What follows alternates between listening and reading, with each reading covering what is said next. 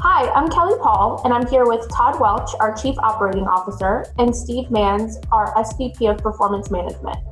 We're going to talk a little bit about our transition to work at home and the recent COVID-19 pandemic.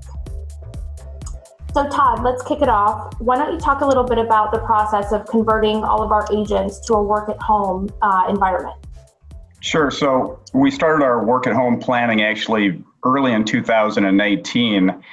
We brought on subject matter experts and began building our teams and kind of our infrastructure, almost a year and a half ago. Constructed remote training, recruiting, and hiring models, as well as kind of planning that pivot from brick and mortar to work at home from systemic and operations management perspectives as well. When the time came, we were ready to turn on a dime and get up and running very quickly with agents working from home, both domestically and nearshore, both on the recovery side of our business and on the outsourcing side.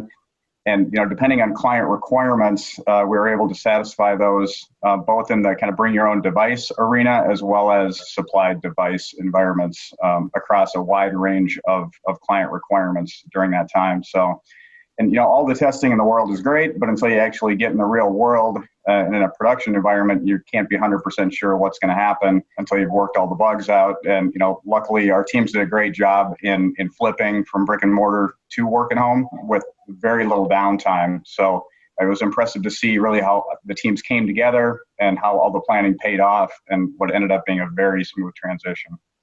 And Steve, from a strategy standpoint, what did you and your team have to do to prepare for the shift? So first and foremost, the adapting to the work at home structure changes our staffing, our capacity, our ability to take inbound calls and make outbound calls. At some point, we thought we might even have to stop dialing completely. So we were just kind of prepared for anything, but ultimately making sure we had work at home up and running and being able to handle all of our clients' inbound calls without putting anybody on long holds was our top priority at first. The second point I'd like to make is that strategically, we've been really focused on our virtual agent, Eva, and she started taking payments in Q2, which really helped us capitalize on our change in capacity.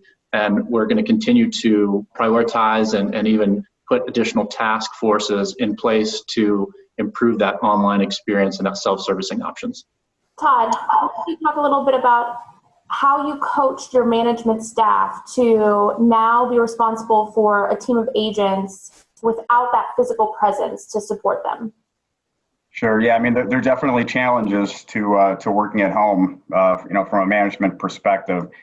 And most of our frontline recovery management, admittedly, really, we're hired to be in brick and mortar. So those leaders have a skill set that help them succeed there on site, not necessarily work at home. That being said, it's kind of the same thing regardless of where you are. It's establishing expectations, that's critical, and then deriving those expectations through KPIs, essentially, your key performance metrics. And then, communication is the key. We utilize Zoom, Microsoft Teams, and some other video chat services that, give our management the ability to, see the agents and pick up on some of those physical cues that you don't necessarily get working remotely, but you have those in brick and mortar. So being able to kind of see the facial expressions and how the agents are responding that way. Beginning of shift meetings are vital to set the tone for the day, just as they're in a physical office.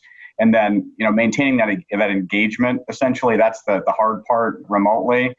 You lose a little bit of that when you work remote. And so we continue to run contests. At times we'll have food delivered to our agents, send gift cards, just anything that we can do to keep up that team morale. A lot of the same things we do in the brick and mortar, just have a slight tweak to them in the work at home environment, and they work similarly as well. Steve, why don't you talk about how the stimulus money has impacted our collections so far this year?